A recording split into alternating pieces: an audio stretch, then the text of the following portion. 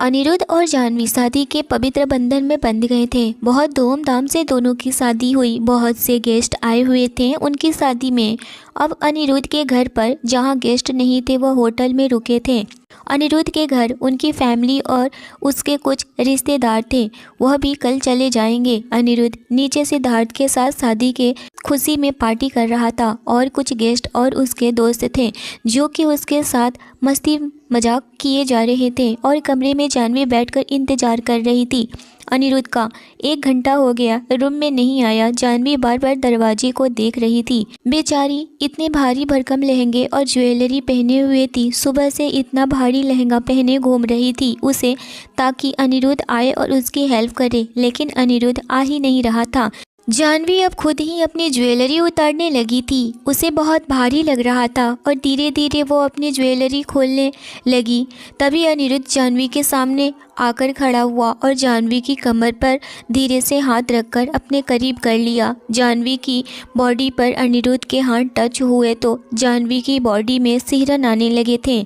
अनिरुद्ध जाह्नवी को ही प्यार से देख रहा था। अनिरुद्ध बोला, माय क्यूट बेबी, कैसी हो? अनिरुद्ध की बात सुनकर के जाह्नवी की पूरी बॉडी में सुकून आ गया और मुस्कुराने लगी। अनिरुद्ध भी मुस्कुरा दिया। जाह्नवी ने भी अब धीरे से अपनी बाहें अनिरुद्ध के गले में लपेट ली और धीरे से बोली, हेलो डियर हस्बैंड। अनिरुद्ध ने सुना तो सुकून से 1 सेकंड के लिए आंखें बंद कर लिया। यही तो सुनना चाहता था वह कब से। जाह्नवी मुस्कुराते हुए प्यार से अनिरुद्ध को देख रही थी। जाह्नवी मुस्कुराते हुए प्यार से अनिरुद्ध को ही देख रही थी। अनिरुद्ध ने जाह्नवी को और करीब कर लिया और उसके सर से खुद का सर जोड़कर बोला, मिसेस जान अनिरुद्ध ओबेरॉय। दैट ट्रू न जान? कोई ड्रीम तो नहीं देख रहा हूँ ना मैं? आज मेरा प्यार, मेरा मोहब्बत मेरी आंखों के सामने है, मेरी बाहों में है। जाह्नवी हल्का सा हंसती और अनिरुद्ध के करीब जाकर उसके गाल पर किस कर दी और कान के पास जाकर बोली, हाँ बेबी, यह सच है, हम मैरिड कपल हैं।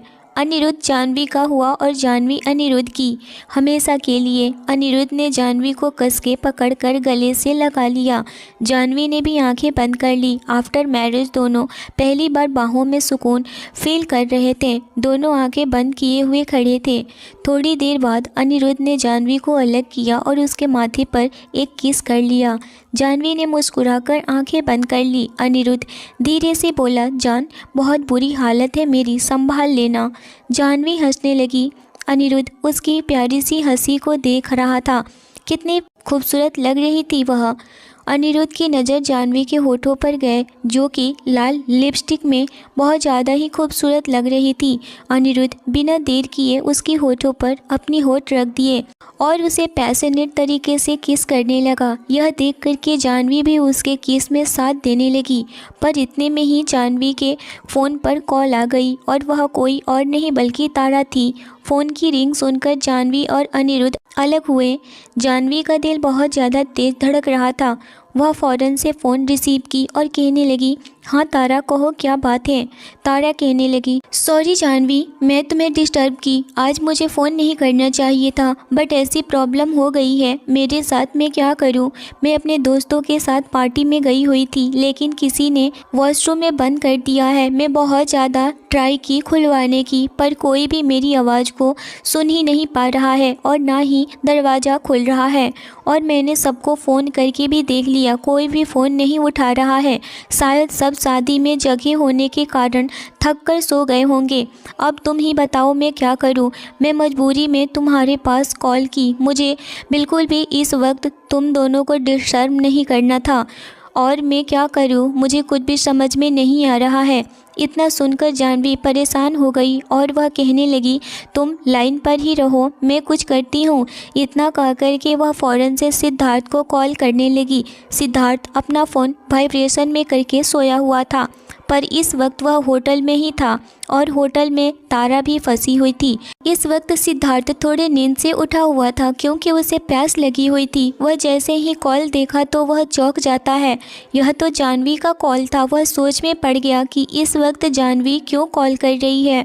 वह फ़ौरन से जाह्नवी का कॉल रिसीव करता है और कहता है, जाह्नवी क्या हुआ? जाह्नवी कहने लगी, सिद्धार्थ, तारा वॉशरूम में फंसी हुई है, उसी होटल में है। बहुत बार तुम लोगों को फ़ोन की है लेकिन किसी ने उसका फ़ोन नहीं उठाया है, जल्दी से देखो उसको, इतना कह कर के वह फ़ोन कट कर देती है। जैसे ही जाह्नवी फ़ोन रखी वैसे ही अनिरुद्ध उसके पीछे से आकर उसके कमर पर हाथ रखकर उसे अपनी बाहों में कस लिया और कहने लगा, मेरी वाइफ ही तो बहुत ज़्यादा ही टैलेंटेड है, देखो तो आज के दिन भी यह सब का ख्याल रखती है, सबकी फ़िक्र करती है, प्रॉब्लम सॉल्व कर दी। I am proud of you my wife ही। इतना कह कर के अनिरुद्ध उसे अपने सामने करता है और फिर से उसके माथे को किस कर लिया और फिर से अनिरुद्ध उसे किस करने लगा। वह इस वक्त अनिरुद्ध के किस करने को फील कर रही थी। अनिरुद्ध ने एकदम से जाह्नवी के दुपट्टे को नीचे सरका दिया। दुपट्टा सरकते ही जाह्नवी का बैक पूरे साफ दिखने लगा था। जो अनिरुद्ध मिरर में जाह्नवी का पीठ साफ देख सकता था और वह जाह्नवी के पीठ पर हाथ फिराने लगा। जाह्नवी भी इस वक्त मदहोश हो रही थी, पर उसे भी थोड़ा डर लग रहा था। इतने में ही ब्लाउज की डोरी को खोल दिया। जाह्नवी का ब्लाउज बिल्कुल ढीला हो गया। जाह्नवी कांप गई और अनिरुद्ध के बाहों में सिमट गई, उसे कसकर अपनी बाहों में पकड़ ली। यह देखकर अनिरुद्ध मुस्कुरा उठा और जल्दी से आंखें खोलकर अनिरुद्ध ने भी जाह्नवी को टाइट पकड़ लिया और उसके चेहरे के बिल्कुल पास आकर उसकी आंखों में देखते हुए धीरे से बोला, रिलैक्स जान, कुछ नहीं है, ट्रस्ट मी। जाह्नवी अनिरुद्ध की बात सुनकर शांत होने लगी। जाह्नवी बहुत गहरी गहरी सांस ले रही थी। रूम की लाइट्स ऑन थी। जाह्नवी थोड़ा सा घबराने लगी। जाह्नवी को घबराता हुआ देखकर अनिरुद्ध जाह्नवी से बोला, जान माय बेबी, क्यों घबरा रही हो तुम? मेरे पास हो, फिर इतना घबराने की क्या ज़रूरत है तुम्हें? और आज की रात है तो सारे कपल्स की लाइफ में आते हैं, हर लड़की लड़के के लाइफ में आती है, इसमें डरने वाली कोई बात नहीं है बेबी। इतना कहकर जाह्नवी को अपने गोद में उठाकर उसे बेड पर लेटा दिया। उसके ऊपर बादलों की तरह छा गया था। अभी भी जाह्नवी का दिल बहुत ज़्यादा धड़क रहा था। वह डर रही थी कि पता नहीं क्या होगा। उसका डर उसके चेहरे पर साफ नजर आ रहा था। अनिरुद्ध कहने लगा, बिल्कुल डरो मत बेबी, मैं हूँ ना, मैं तुम्हें कोई भी तकलीफ़ नहीं दूंगा, तुम मेरी जान हो, मैं अपनी जान को भला कोई दर्द दे सकता हूँ। इतना कहकर वह जाह्नवी के फेस को अपने हाथों में लेकर उसके गाल पर किस कर दिया। जाह्नवी इस वक्त अपने आप को बहुत ज़्यादा ही खुशनसीब समझ रही थी।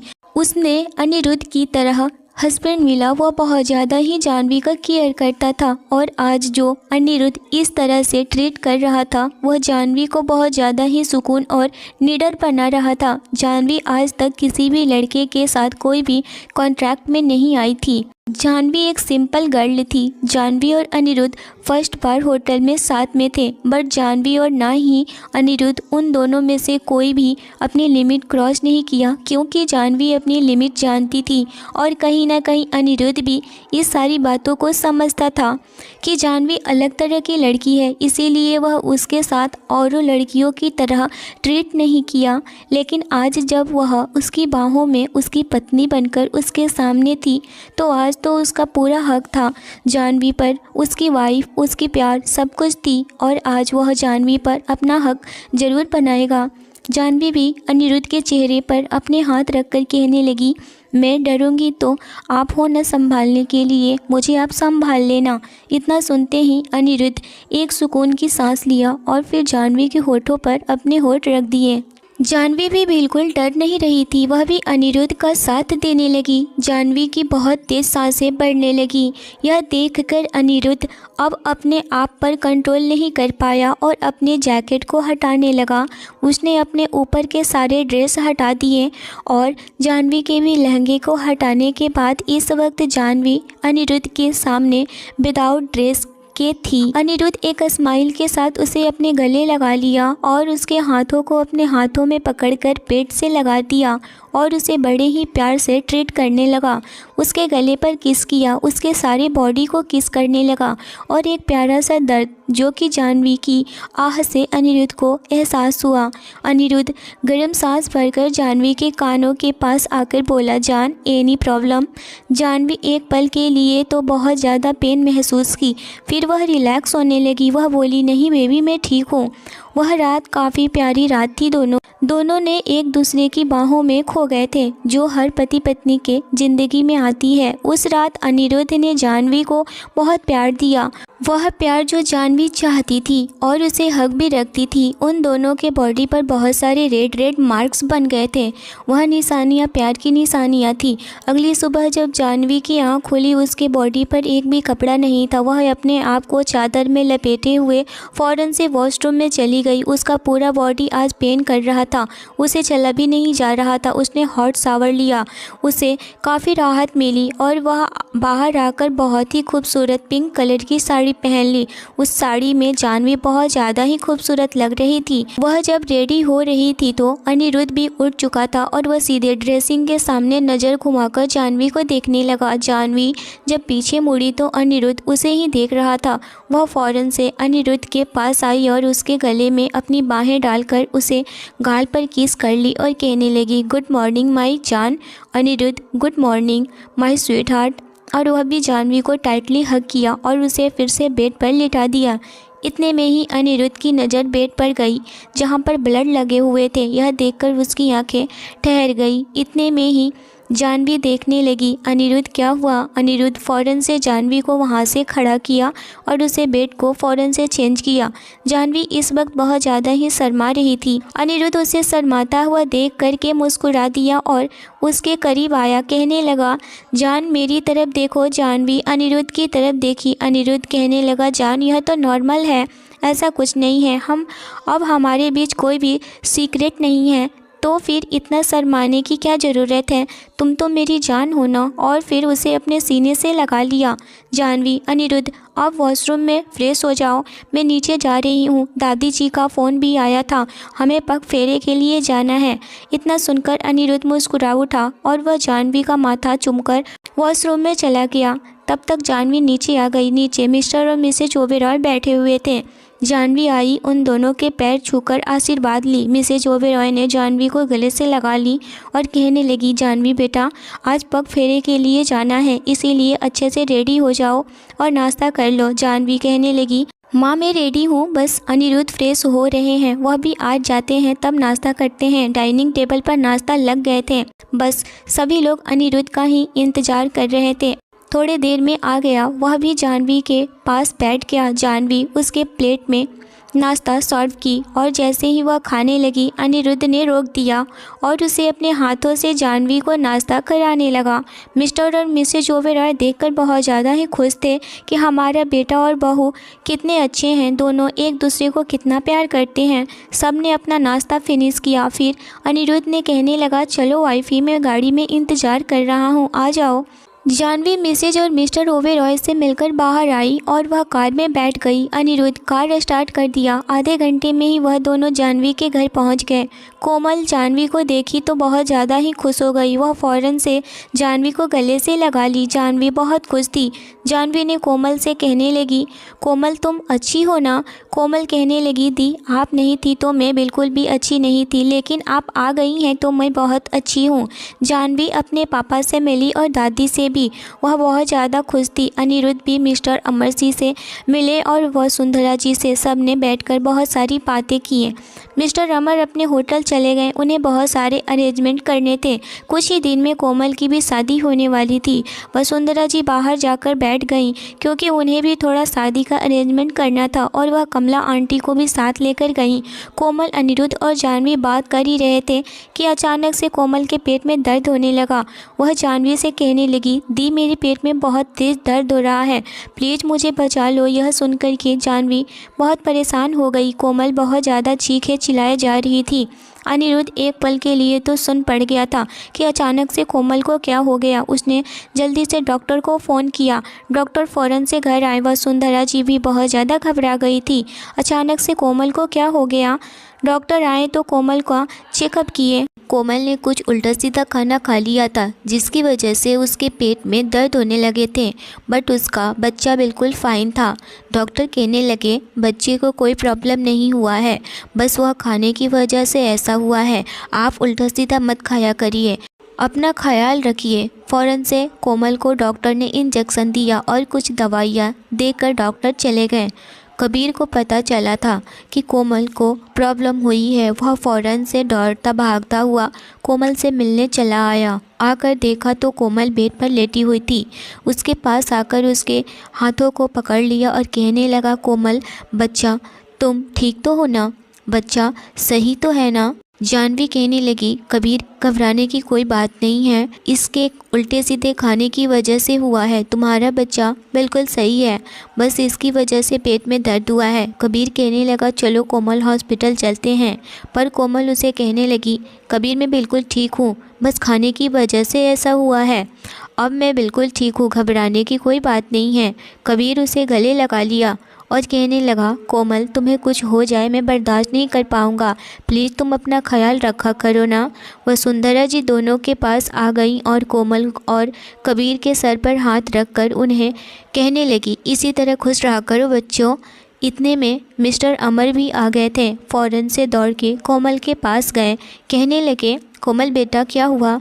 जानवी कहने लगी, पापा घबराने की कोई बात नहीं है, आपको पता है ना उल्टा सीधा खाना खाते रहती है, इसी वजह से इसके पेट में दर्द हो गया था, बाकी और सब कुछ ठीक है। मिस्टर अमर कहने लगे, बच्चा तो ठीक है ना? कोमल कहने लगी, पापा आप टेंशन मत लीजिए, बेबी बिल्कुल सही है। यह सब देख करके सब बहुत खुश हुए। देखते ही देखते 8 दिन कैसे बीत गया पता ही नहीं चला और फ़ौरन से कोमल की शादी की डेट फिक्स हो गई, क्योंकि कोमल की शादी करवानी बहुत ज़रूरी थी, वरना सबको पता चल जाती कि शादी से पहले ही कोमल माँ बनने वाली है। यह जानकर के मिस्टर अमर की कितनी बदनामी होगी, इस वजह से वह ज़्यादा परेशान रहा करते थे। जानवी सब कुछ समझती थी कि उसके पापा किस वजह से परेशान हैं। जानवी अपने पापा के पास गई और कहने लगी, पापा आप परेशान मत होइए, बस कुछ दिनों की बात है, कोमल की शादी हो जाएगी, उसके बाद आप टेंशन फ्री हो जाएंगे। मिस्टर अमर कहने लगे, यही तो प्रॉब्लम है बेटा, जब तक कोमल की शादी हो नहीं जाती तब तक से मैं चैन में नहीं आऊँगा। जानवी अपने पापा के गले लग गई और कहने लगी, पापा रिलैक्स हो जाइए, आपको इस तरह परेशान देखकर मैं भी परेशान हो जाती हूँ, आपको पता है ना। इतने में अनिरुद्ध भी आ गया। कोमल की शादी होने वाली थी तो जानवी अपने मायके ही रहती थी और कोमल का भी ख्याल रखना था। अनिरुद्ध तो जानवी के बिना रह ही नहीं पाता था, तो वह जानवी के पास ही रहता था और कहने लगा, क्या बातें हो रही है पापा और बेटी में? मिस्टर अमर कहने लगे, कुछ नहीं बेटा, आओ बैठो, बस हम कोमल की शादी के बारे में बातें कर रहे हैं।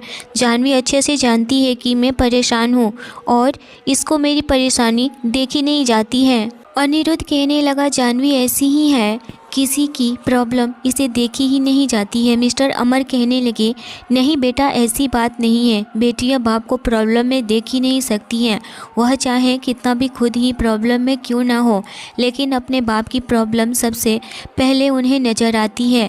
यह सुनकर के अनिरुद्ध जानवी को बहुत प्यार से अपनी बाहों में भर लिया और कहने लगा, हमारी जानवी है ही ऐसी, सबसे अलग। इतना सुनकर मिस्टर अमर मुस्कुराने लगे। कहने लगे, आप लोग बैठकर बातें करो, मैं जा रहा हूँ ऑफिस, कुछ काम है और मुझे मिस्टर खन्ना से भी बातें करनी है। बस 2 दिनों के बाद कोमल और कबीर की शादी है, उसकी सारी प्रिपरेशन भी करनी है।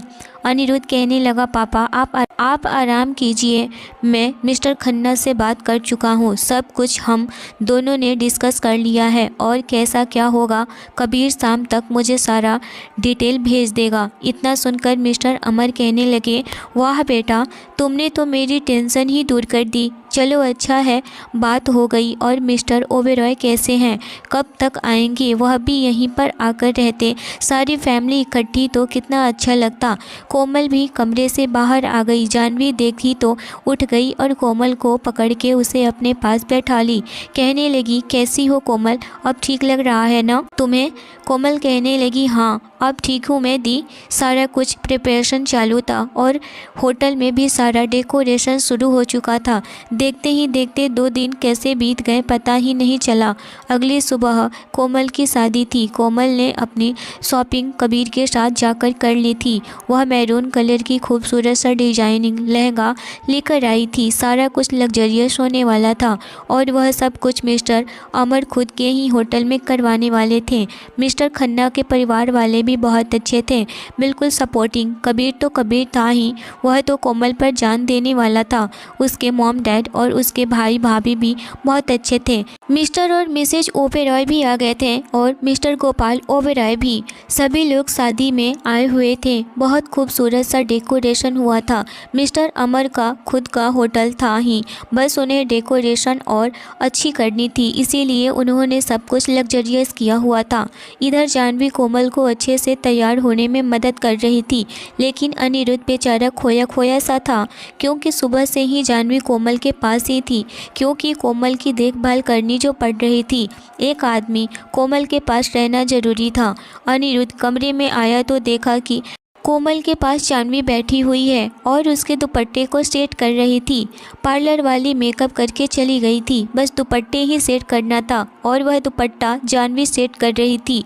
जानवी भी बहुत खूबसूरत सा ग्रीन पीच कलर का लहंगा पहन रखी थी, उसमें बहुत ज़्यादा ही क्यूट लग रही थी, एकदम बेबी डॉल की तरह। अनिरुद्ध आते के साथ जानवी को पीछे से अपनी बाहों में भर लिया।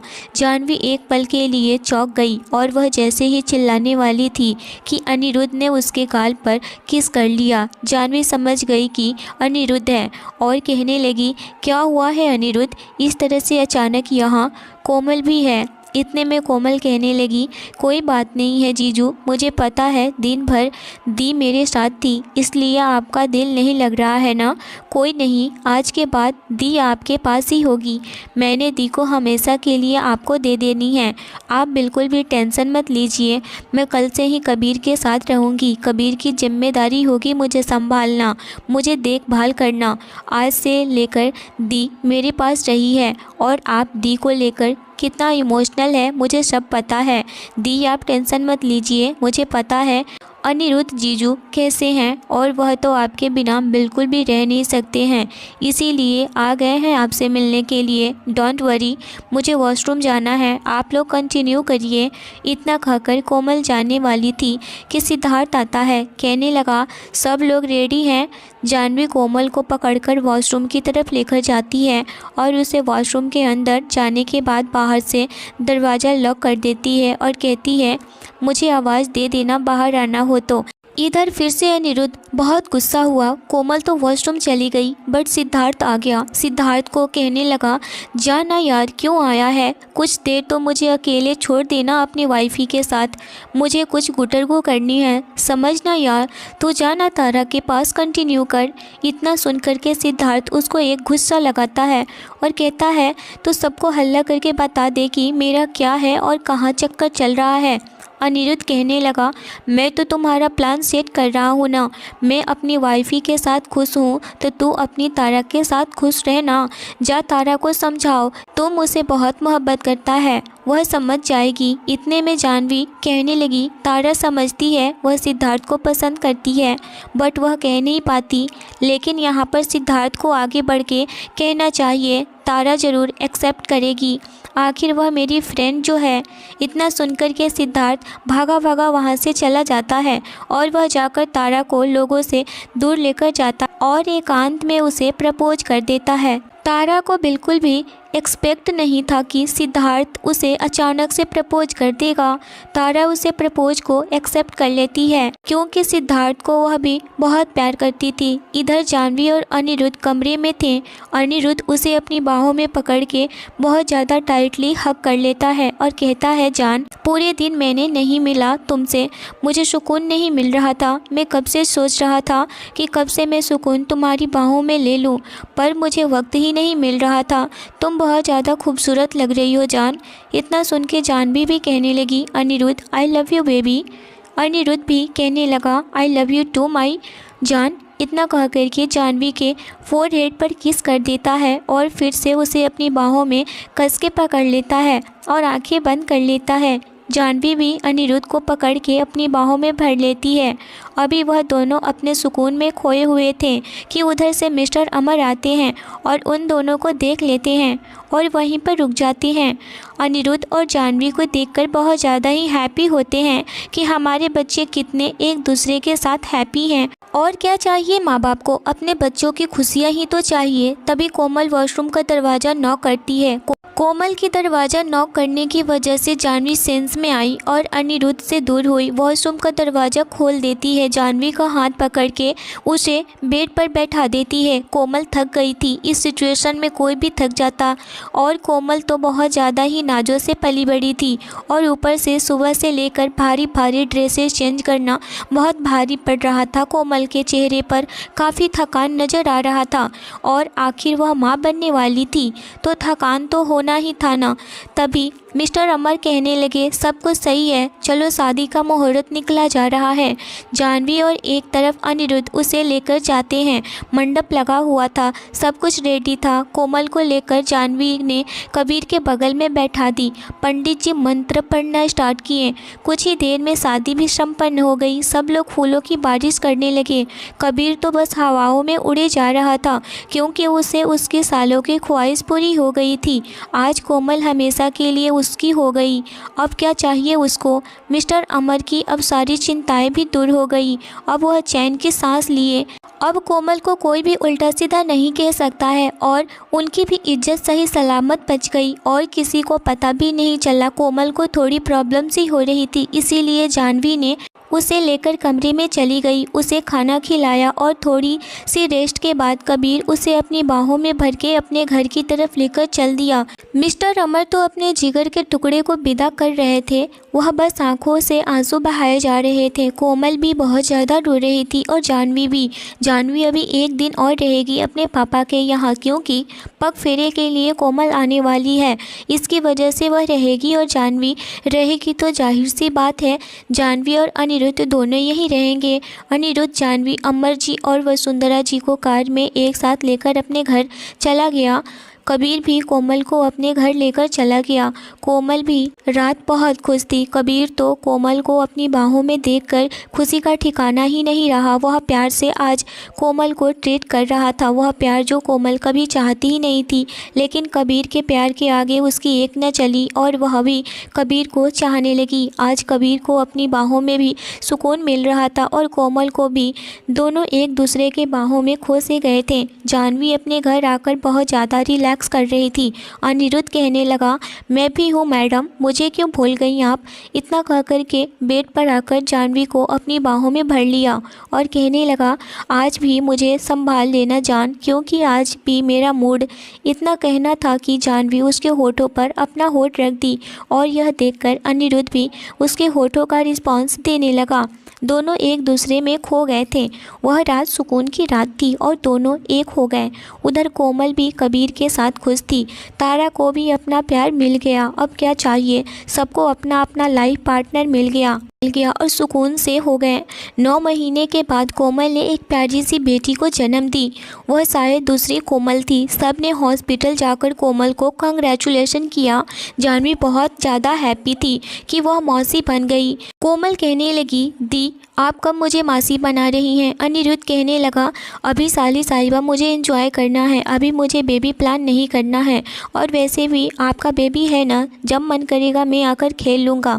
कोमल कहने लगी, हाँ जीजू, यह आपकी भी बच्ची है। कबीर तो अपनी बेबी को देखकर रोने लगा था। कितनी क्यूट थी। सब लोग उसे बच्चे को लेकर के बहुत ज़्यादा हैप्पी थे। सभी फैमिली एक साथ वहीं पर मिले थे। यही होता है कहानी का एंड। कहानी कैसी लगी मुझे ज़रूर बताइएगा। चैनल पर नए हो तो चैनल को ज़रूर सब्सक्राइब करिएगा। कहानी अच्छी लगी हो तो लाइक और शेयर ज़रूर करिएगा। Thanks for watching. Ajay, Arnav, तुम मेरी बहन को क्यों परेशान कर रहे हो।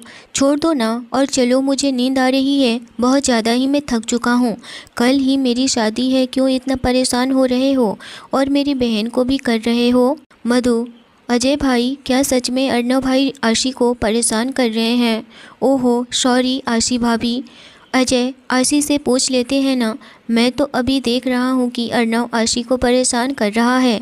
Arnav I know. हाँ तो इसमें सोचने की क्या बात है, तुम खुद ही आशी से पूछ लो। आशी सामने बैठी है। जान क्या मैं आपको परेशान किया? आशी अर्नव को देखते हुए कहने लगी। नहीं तो।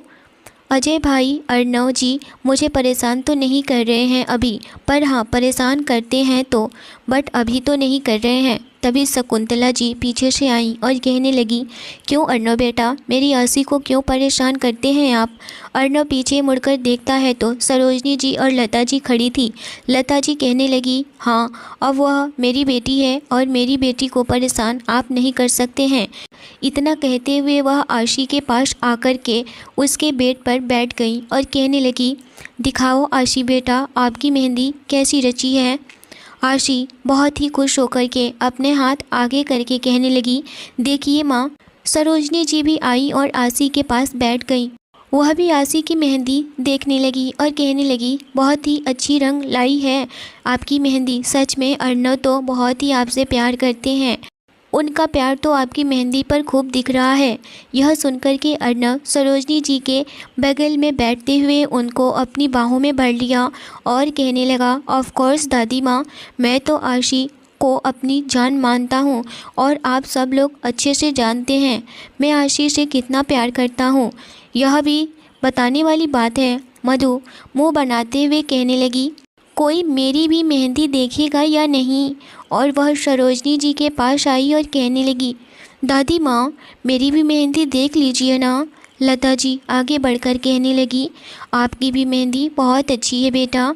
आप वैसे सोचती हैं कि हम लोग आपकी मेहंदी नहीं देखते, आशी के बाद आपकी मेहंदी देखने आते और आपकी भी मेहंदी बहुत ही रंगलाई है। कहीं आपके भी प्यार करने वाले कोई है तो नहीं कहीं? इतना सुनते ही मधु शर्मा गई और शकुंतला जी के गले लग गई और कहने लगी, आंटी आप भी ना, ऐसा कुछ नहीं है।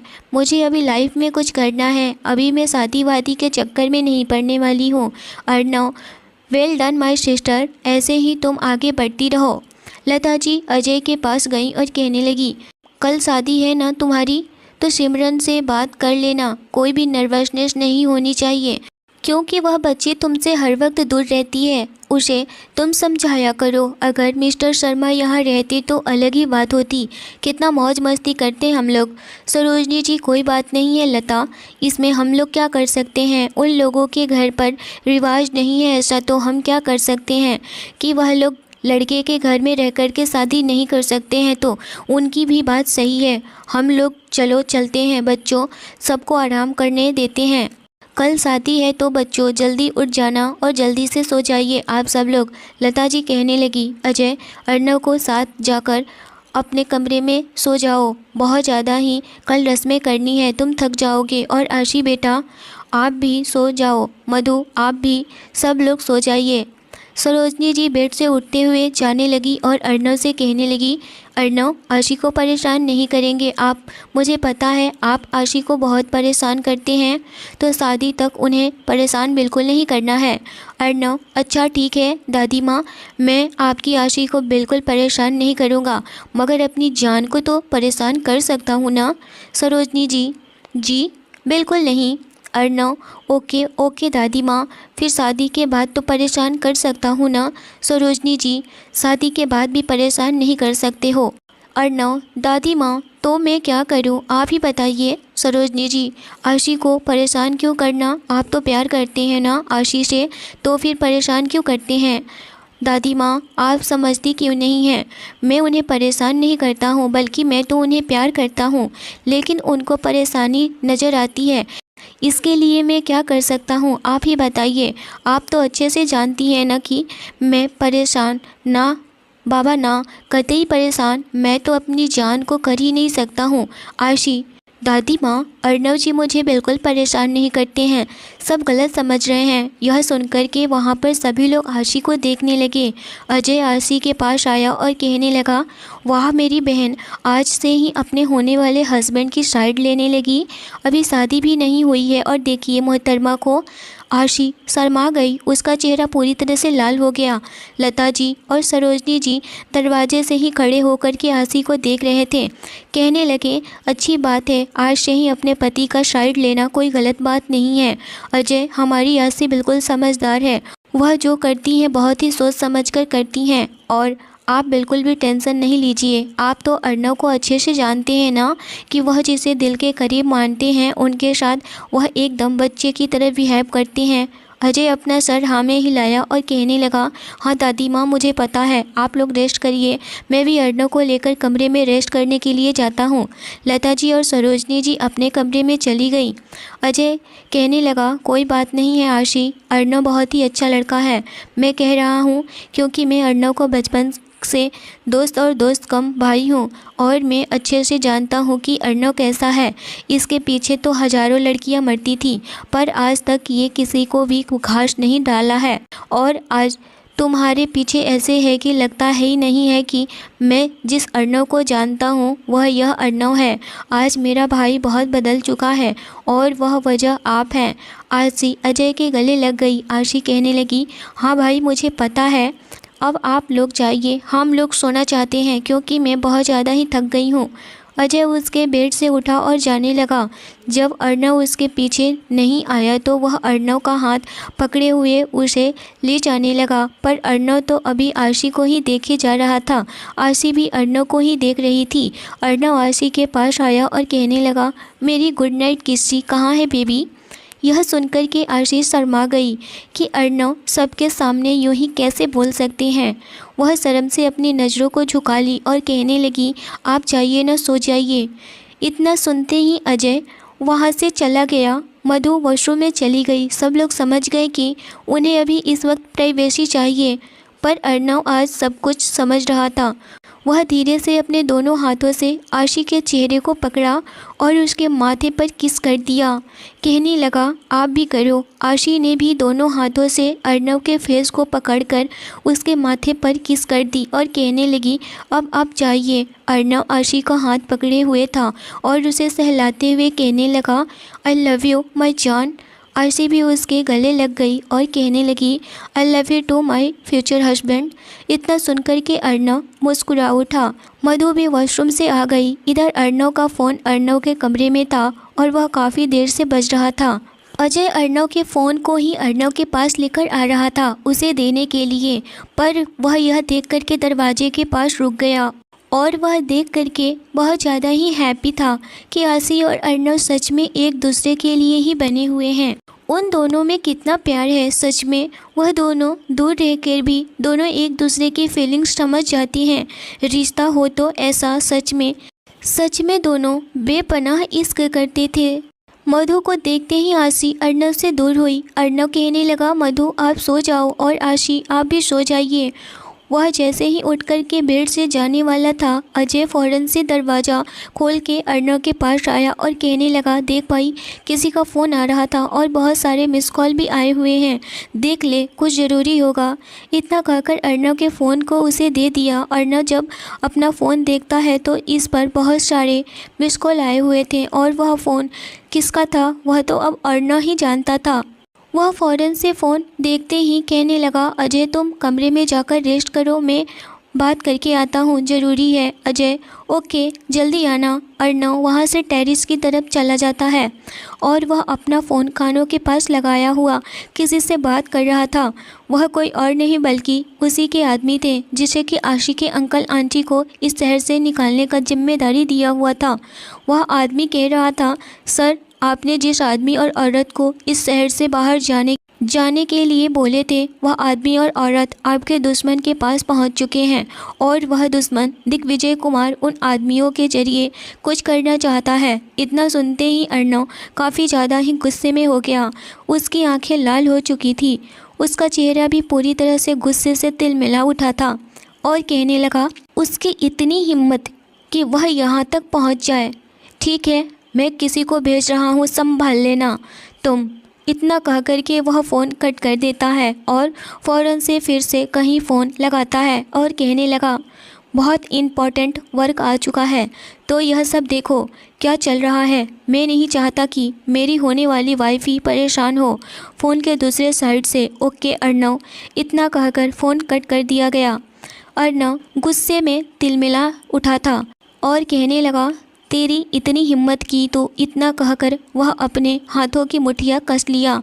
फिर कुछ देर रिलैक्स होने के बाद वह नीचे आया और सीधे अपने कमरे में गया और अजय, जो कि इस वक्त वॉशरूम में था, उसे फ़ौरन से वॉशरूम से बाहर हाथ पकड़कर लेकर आया और उसे सारी बातें समझाया। अजय इस वक्त वह भी परेशान हो गया। यह बात सुनकर कहने लगा, क्या ऐसा कुछ हो गया है? तो फिर क्या तुमने उसे बताया? अर्नव कहने लगा, जी हाँ, मैंने उसे सब कुछ बता दिया और बोल भी दिया संभालने को। अजय, अच्छा अब सो जाओ चुपचाप, कोई दिक्कत नहीं होगी। सब लोग सो गए। अगली सुबह फ़ोन की रिंग की वजह से अर्नव की आंखें खुली। वह फ़ौरन से फ़ोन रिसीव करता है। दूसरी साइड से बहुत ही कड़क आवाज़ से अर्नव की पूरी तरह से नींद खुल चुकी थी। वह कोई और नहीं बल्कि मिस्टर कुमार था। कहने लगा, मिस्टर खुराना, मुझे यह उम्मीद नहीं थी कि ऐसा तुम करोगे। तुम तो पहले से ही मुझे बर्बाद कर चुके थे। अब मैं तुम्हें क्या नुकसान पहुंचा दिया जो कि तुम यह कर बैठे? इतना सुनते ही अर्नव कहने लगा, तुम बहुत अच्छे से जानते हो कि तुमने क्या किया है। अपने नुकसान के जिम्मेदार तुम खुद ही हो। इतना कहकर अर्नव फ़ोन कट कर दिया और वह फ़ौरन से किसी को फ़ोन लगाया। उधर से बहुत ही भारी भरकम आवाज़ आया, मैंने सब कुछ सेट कर दिया है। अब ना तुम्हें और ना ही तुम्हारी वाइफी को प्रॉब्लम होगी, समझे? अर्नव स्माइल करते हुए कहने लगा, यार तुम हर वक्त इतने सीरियस मूड में क्यों रहते हो? चिल करो और हाँ, शाम को आना मत भूलना क्योंकि आज अजय की शादी है। इतना सुनकर सामने से आवाज़ आई, तुम अच्छे से जानते हो कि मैं वहाँ नहीं आ सकता हूँ। फिर तुम एक ही बात को क्यों बार बार कहते हो? इस बार कोई भी बहाना नहीं चलेगा। अर्नव ने भी तेज़ आवाज़ में कहा, पर तुम तो जानते हो ना कि मैं किस कारण से वहाँ नहीं आ सकता हूँ। फिर तुम क्यों जिद कर रहे हो? अर्नव, मुझे कुछ नहीं सुनना है, तुम बस आ रहे हो। इतना कह करके वह फ़ोन रख दिया। अजय भी उठ गया और कहने लगा, कौन है भाई?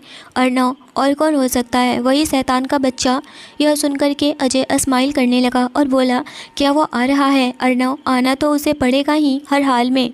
यह सुनकर के दोनों एक दूसरे को देख करके हंस पड़ते हैं और दोनों उठकर जल्दी से वॉशरूम में जाते हैं, पर दोनों एक साथ ही दौड़ पड़े थे। अर्नव कह रहा था, मैं पहले जाऊंगा। अजय कह रहा था, मैं पहले जाऊंगा। पहले पहले के चक्कर में दोनों लड़े जा रहे थे। तभी सरोजनी जी आती हैं और कहने लगी, क्या आप दोनों बच्चे की तरह लड़ाई कर रहे हो? ऐसा कौन करता है? आप लोगों की शादी होने वाली है और इस तरह से बच्चों वाली हरकत शोभा नहीं देते हैं। अर्नव, दादी माँ देखिए ना, यह मुझे जाने नहीं दे रहा है। अजय, दादी माँ यह मुझे नहीं जाने दे रहा है। तभी पीछे से लता जी आई और कहने लगी, यह सब मजाक मस्ती बाद में कर लेना, आप दोनों पहले बहुत रस्में करनी है। अर्नव बेटा, आप अजय को जाने दो। सरोजनी जी, हाँ अर्नव बेटा, आप तो समझदार हो ना? अर्नव कहने लगा, यस दादी माँ, मैं बहुत समझदार हूँ, जाओ तुम ही पहले। वह अजय को हाथ के इशारे से कह रहा था। अजय स्माइल करते हुए अर्नव के गले लग गया और कहने लगा, थैंक यू भाई, और वह फ़ौरन से वॉशरूम में भाग गया और दरवाज़ा लॉक कर दिया। यह देख कर के बाहर खड़ी लता जी और सरोजनी जी की हंसी नहीं रुक रही थी, क्योंकि यह तो बिल्कुल छोटे बच्चों की तरह कर रहे थे। जैसे लग रहा था कि उनका बचपन वापस आ गया। यह देखकर लता जी भी हंस पड़ी थी और दोनों खुश थी कि आज भी ये दोनों बच्चे की तरह हरकत कर रहे हैं।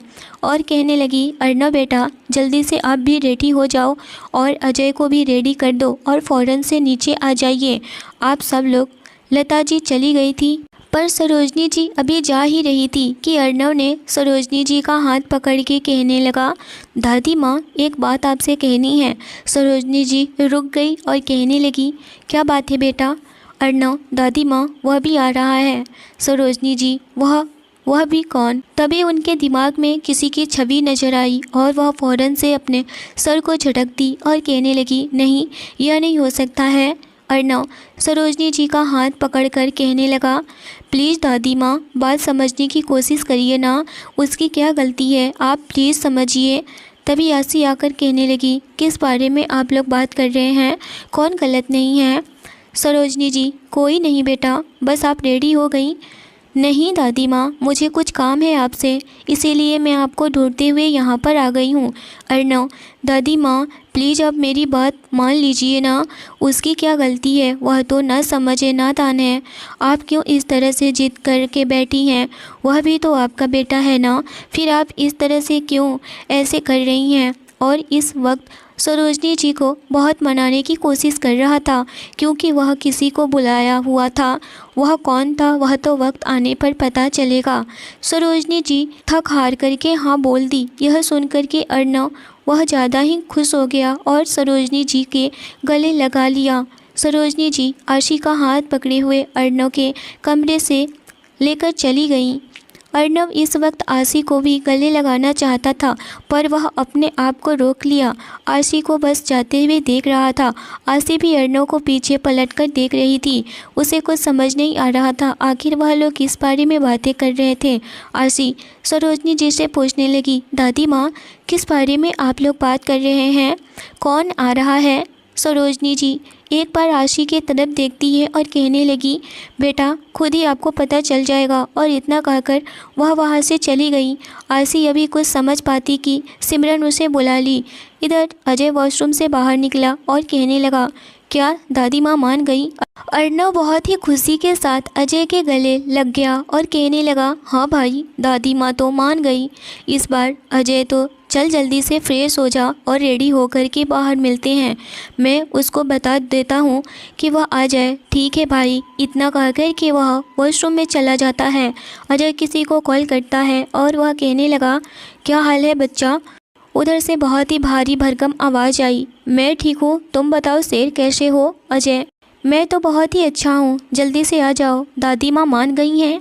इतना सुनकर के दूसरी तरफ से आवाज़ आती है, क्या यह तो नई बात हो गई? अजय, हाँ फ़ौरन से आ जाओ। ओके। सब लोग बाहर गार्डन के एरिया में चेयर पर बैठे हुए थे। सिमरन के घर वाले भी आ गए थे सिमरन की हल्दी लगाने। यह सारी रस्में अर्नव के घर के बाहर गार्डन एरिया में ही हो रही थी, क्योंकि सिमरन के मम्मी पापा नहीं चाहते थे कि लड़के के घर से शादी हो, इसलिए अर्नव के घर से ही वह भी गार्डन एरिया के तरफ से ही सारी तैयारियां की गई थी। आशी आज येलो साड़ी पहनकर रेडी हो चुकी थी। वह अभी अपने रूम में ही थी। सिमरन भी आशी के रूम में ही, वह सब एक साथ ही रेडी हो रही थी। मधु अपने कमरे में थी। मधु के तबीयत कुछ ठीक नहीं लग रही थी, इसीलिए वह अभी रेस्ट कर रही थी, पर वह भी तैयार होने के लिए आशी के कमरे में गई। आशी मधु को देखकर कहने लगी, अब कैसी तबीयत है आपकी? मधु कहने लगी, मैं बिल्कुल ठीक हूँ आशी भाभी, बस आप मुझे जल्दी से रेडी कर दीजिए। दवा खाने के बाद मुझे कुछ अच्छा फील हो रहा है। आशी ने भी मधु की मदद की और वह फ़ौरन से रेडी हो गई। उधर अर्नव और अजय भी रेडी हो गए थे। येलो और वाइट कुर्ते पजामे में बहुत ज़्यादा ही हैंडसम लुक दे रहे थे।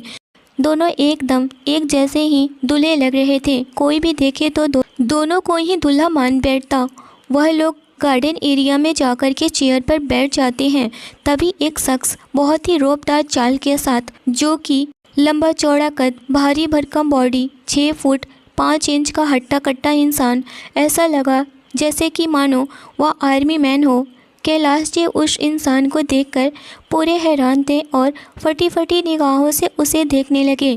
किशोर जी देख करके फ़ौरन से अपने जगह से उठ खड़े हुए और कहने लगे, बेटा तुम आ गए, इतने दिन लगा दिए आने में। यह सुनकर के आसपास के सभी लोग उस इंसान को देखने लगे।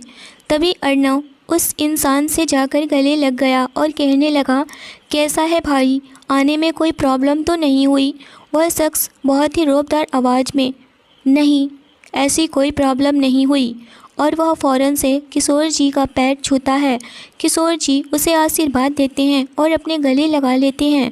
उस शख्स का नाम विजय खुराना था। जी हाँ, यह कोई और नहीं बल्कि अर्नव के बड़े पापा का बेटा कैलाश जी के भी पैर छूता है। वह भी कहने लगे, बहुत दिन बाद आए हो बेटा, क्या अब जाकर याद आई है हमारी? विजय कहने लगा, नहीं अंकल, ऐसी कोई बात नहीं है। वह बात दरअसल यह था कि वह अभी कुछ आगे बोलता कि तभी सरोजनी जी अंदर से आती हुई दिखी और विजय यह देख कर के चुप हो गया। वह फ़ौरन से जाकर के सरोजनी जी के पैर छूता है। सरोजनी जी कहने लगी, बस बस खुश रहिए, जीते रहिए, और आगे कुछ नहीं कहती। विजय अभी कुछ कहता दादी माँ, पर सरोजनी जी वहाँ से आगे बढ़ गई। उनके पीछे मधु थी। मधु विजय को देखकर तो पूरी तरह से हैरान थी और वह दौड़ करके विजय के पास गई और कहने लगी, भाई आप इतने दिनों से कहाँ थे? मैंने आपको बहुत ही मिस की। इतना कहकर वह विजय के गले लग गई। विजय भी उसे अपने गले से लगा लिया और कहने लगा, माय डियर बेस्टी, मैं भी तुम्हें बहुत मिस किया। तू कैसी है? मधु, मैं अच्छी हूँ भाई, आप बताओ कैसे हो? मैं भी तुम्हारे सामने हूँ, बहुत बढ़िया हूँ। तभी पीछे से आरसी आ रही थी। वह देखती है कि एक लंबा चौड़ा इंसान बहुत ही ज़्यादा हैंडसम मधु के गले लग रहा था। वह सोच में पड़ गई कि आखिर यह इंसान है कौन? इसका तो इस घर में कभी भी कोई जिक्र ही नहीं किया, और ऐसे मधु को मिलते हुए देखकर तो यह लग रहा है कि ज़रूर यह घर का ही कोई है, पर इसके बारे में तो मुझे कुछ भी नहीं बताया गया। यह कौन हो सकता है? ना ही किसी ने इस इंसान के बारे में जिक्र ही किया। वह अभी यही सब सोच रही थी और वहीं खड़ी थी। तभी सिमरन आरसी के करीब आई और कहने लगी, क्या हुआ आरसी, आप इस तरह से क्या सोच रही हैं? आरसी उस इंसान को ही देखे जा रही थी। तभी सिमरन आरसी के नज़रों का पीछा करते हुए देखती है कि यह तो विजय को देख रही है। आरसी को सिमरन हाथों से पकड़ के उसे होश में लाई और कहने लगी, आप कहाँ खो गई हैं? आरसी चौंक कर कहने लगी, कुछ नहीं सिमरन, आप जिसे देख रही हैं वह कोई और नहीं बल्कि अर्नव के बड़े पापा के बेटे हैं। आरसी बहुत ही हैरान नज़रों से सिमरन की बातें सुन रही थी और बोली, पर आज तक इस घर में किसी ने भी इनका नाम तक नहीं लिया, ना ही कोई बात किया सिमरन, क्योंकि बात ही कुछ ऐसी है कि इनके नाम नहीं लिया जाता इस घर में। आप उनके बारे में अर्नव से ही पूछ लीजिएगा। इतना कह कर के सिमरन आगे बढ़ गई और वह भी विजय से हेलो बोलती है, क्योंकि विजय और सिमरन भी एक दूसरे को पहले से जानते थे और मिल भी चुके थे, सिवाय आरसी के। तभी लता जी आती हैं और सिमरन को ले जाकर हल्दी वाले मंडप में बैठा देती हैं। आरसी धीरे धीरे कदमों से चल कर के बाहर की तरफ आ रही थी। विजय अर्नव के करीब जाकर कहने लगा, तो जनाब, कहाँ है आपकी होने वाली वाइफी? सब लोग दिख रहे हैं पर वह तो नहीं दिख रही हैं, और वैसे भी सब लोगों से तो मैं मिल चुका हूँ, पर आपकी वाइफी कहाँ है? उन्हीं से तो मिलना है मुझे, खास करके बताइए। इतना कह कर के वह अर्नव का बड़े ही मज़े ले रहा था। अर्नव भी नजरें चारों तरफ घुमा करके देख रहा था, यही तो होनी चाहिए, कहाँ है मेरी जान? तभी उसकी नज़र अंदर से बाहर आती हुई आरसी पर गई और कहने लगा, देख भाई, तेरी भाभी आ रही है। विजय अर्नव के इशारे की तरफ नज़र उठाकर देखता है तो उसके तो होश ही उड़ जाते हैं। कोई इतना भी खूबसूरत कैसे हो सकता है? आज पहली बार आरसी ने साड़ी पहनी हुई थी। उस साड़ी में देखकर गजब की लग रही थी। अर्नव भी उसे देखकर पूरी तरह से पागल हो रहा था। यह देख कर के वह आरसी के पास गया और कहने लगा, आरसी, मैं आपको किसी से मिलवाना चाहता हूँ और आपका मिलना बहुत ज़रूरी है। विजय अभी भी आरसी को ही देखे जा रहा था। आरसी इस वक्त अपने ही सोच में गुम थी, पर अर्नव के बोलने पर वह होश में आई और कहने लगी, कहाँ लेकर जा रहे हैं मुझे? अर्नव वह विजय के पास लेकर गया और कहने लगा, देख भाई, तेरी भाभी कैसी है? विजय आरसी को देखकर कहने लगा, अर्नव भाई, कहाँ से हूर की परी मिल गई है तुझे? मैं तो कभी नहीं सोचा था कि तुझे भी कोई लड़की पसंद आ जाएगी, और तुम तो लड़कियों को देखते तक नहीं थे, तो फिर कैसे यह सब कांड कर बैठा और मुझे बताया तक नहीं? इतना सुनकर अर्नव कहने लगा, बस सोच ले, यह मेरे लिए एंजल है, एंजल, इसीलिए तो मैं किसी लड़की को भाव तक नहीं देता था। इतना सुनकर विजय हंसने लगा। अर्नव, आरसी, मैं तो भूल ही गया आपको बताने के लिए, यह है मेरे बड़े पापा का बेटा विजय खुराना। विजय अपना हाथ आगे बढ़ा दिया। यह देख कर के आरसी अर्नव को देखने लगी। अर्नव भी आंखों से इशारे कर दिया। आरसी अपना हाथ आगे करके विजय से हैंड शेक कर ली। विजय भाभी जी, आप इतना डरिए मत। मैं समझ रहा हूँ कि आप क्या सोच रही हैं मेरे बारे में। तो चलिए मैं आपको बताता हूँ। आप मेरे साथ एकदम से फ्रेंडली रहिए और आगे मैं ही आपको गाइड करने वाला हूँ। यह तो बिल्कुल आपके प्यार में पागल है, इसे कुछ भी समझ में नहीं आता है। मैं आपको कुछ समझाता हूँ।